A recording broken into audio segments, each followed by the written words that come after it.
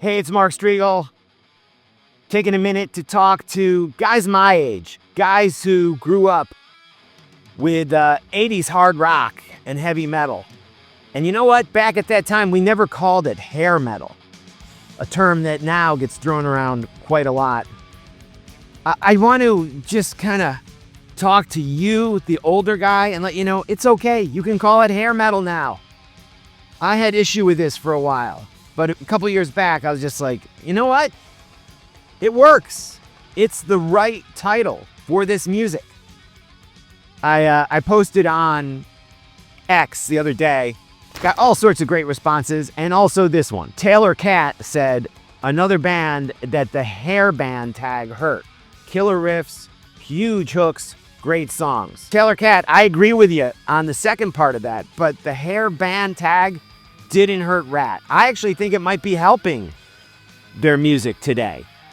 Stephen Piercy from Ratt seems open to that hair metal tag now. The guy in Tesla just the other day said it doesn't bother him. And it shouldn't bother you anymore. Get over it, dude.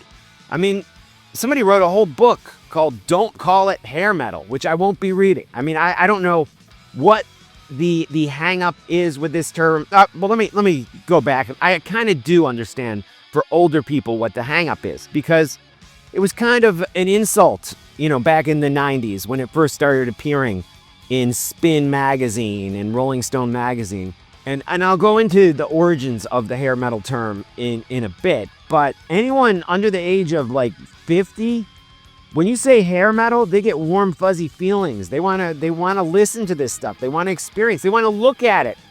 It was hair metal. No one was bald back in the 80s playing this stuff. Everyone actually had really long hair or wigs or hair extensions. They did. I mean, with the exception of like Udo Dirkschneider and Rob Halford, everyone had long hair. No baldies were around. So calling it hair metal is really not a big stretch. I mean, music and fashion have always gone hand in hand. I mean, it's entertainment. And for probably centuries, music and fashion in entertainment have been intertwined.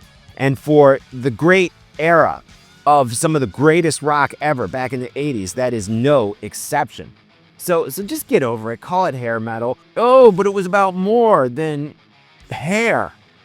Yeah, it was, right. But all these bands had hair, and lots of it. And it went big, and it went strong. And it was just part of it. Younger generations don't think it's an insult, and neither should you anymore, all right? Just get over it. And dude, when you think about it, it was a pretty accurate description. Oh, but Warrant didn't sound like Queensryche. They were two different styles of music. Warrant was commercial hard rock. Queensryche progressive metal. Yeah.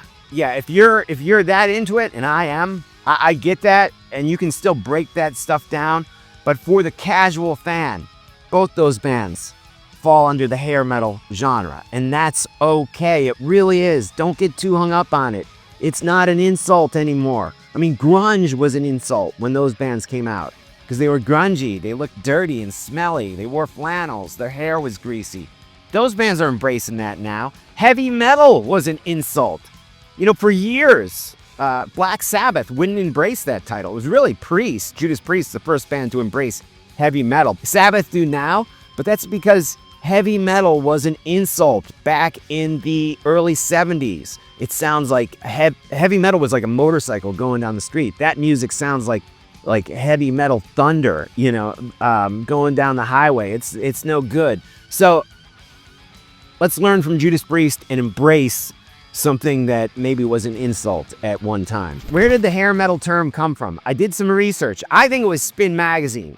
Different writers, like as far back as 1992, poodle hair posers was used in, believe it or not, a positive review to describe the doom metal band Trouble out of Chicago. And then a number of years later in Spin magazine, like in 94, writer Jim Greer started calling 80s hard rock poodle hair metal. By the time you get to 1997 in Spin magazine, had been shortened to just simply hair metal. I think that's where it came from, specifically that magazine. The Village Voice or some other small, lesser known publications may have been using it too, but But that's where I remember hearing it. And you know, when I went back and looked at some of these articles in Spin, a lot of times it wasn't really used in a real negative way, like a lot of people think it used to be used. Sure, it was, but I'm not denying it was an insult at one time. But a lot of decades have passed since then, so let's embrace it. Bottom line, guys, the term hair metal isn't an insult anymore. It's a celebration of an era that was absolutely fun, rebellious, and full of great music. And you know what? The younger people today, and when I say younger, I'm talking under the age of like 45, they're jealous because you and I got to experience this stuff. They look back, they smile at this stuff now and wonder how cool it must have been to have been a part of it. So let's wear the term hair metal with pride. Own it. It's ours. We experienced it. We are hair metal, and I don't care if you're follically challenged at this point in history. Just own the shit. Hair metal forever.